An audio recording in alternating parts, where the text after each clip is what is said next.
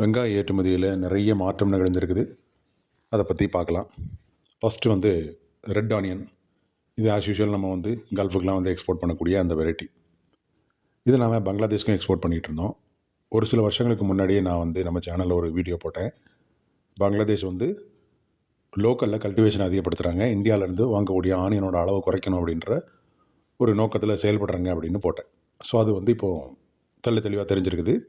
நம்மளோட வெங்காய ஏற்றுமதி பங்களாதேஷ்க்கு 15% குறைஞ்சிருக்குது. 15%ங்கிறது ஒரு மிகப்பெரிய குவான்டிட்டி. ஸோ இப்போ இந்த ரெட் ஆனியன் ஆஸ் யூஷுவலாக நம்ம ஏற்கனவே சொன்ன மாதிரி கல்ஃப் ரீஜனுக்குலாம் ஏற்றுமதி பண்ணிகிட்ருக்கோம். ஈவன் மலேசியா கூட ஏற்றுமதி பண்ணுறோம். ஸோ அங்கே ட்ரேடு ஸ்மூத்தாக போயிட்டுருக்குது.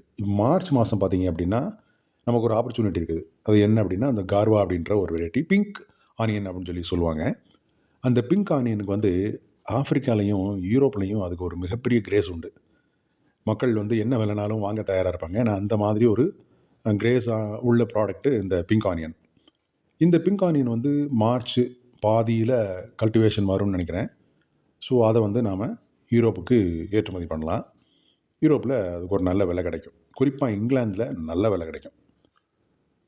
இது போக ஒரு பிரச்சனை இருக்குது. அது என்ன அப்படின்னா, மார்ச் கடைசியிலையும் ஏப்ரல்லையும் மழைக்காலம் துவங்குறதுக்கு வாய்ப்பு இருக்குது. அதனால் அப்போது வெங்காய விளைச்சல் பாதிக்கப்படலாம் அப்படின்னு சொல்கிறாங்க. குறிப்பாக ஏப்ரலில் பார்த்திங்கன்னா இந்த ரபி அப்படின்ற பருவத்தில் விளையக்கூடிய வெங்காயத்தோட விளைச்சல் பாதிக்கப்படலாம். ஸோ அப்போ குவாலிட்டி இல்லாத வெங்காயம் மார்க்கெட்டுக்கு அதிகமாக வர வாய்ப்பு இருக்குது, விலை உயர வாய்ப்பு இருக்குது.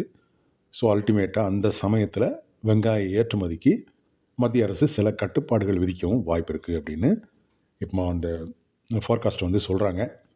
ஸோ ஆனியன் ஏற்றுமதி பண்ணுறவங்க கொஞ்சம் கவனமாக இருக்கணும். இப்போ நமக்கு உடனடியாக கண்ணுக்கு தெரிகிறது என்னென்னா, அந்த பிங்க் ஆனியனை யூரோப்புக்கு ஏற்றுமதி பண்ணலாம். அது ஒரு நல்ல வாய்ப்பு, குறிப்பாக இங்கிலாந்துக்கு. அதே நேரத்தில் எதிர்காலத்தில் ஆனியன் ஏற்றுமதிக்கு சில கட்டுப்பாடுகள் வரவும் வாய்ப்பு இருக்குது. ஸோ அதை தெரிஞ்சு சேஃபாக ட்ராவல் பண்ணணும்.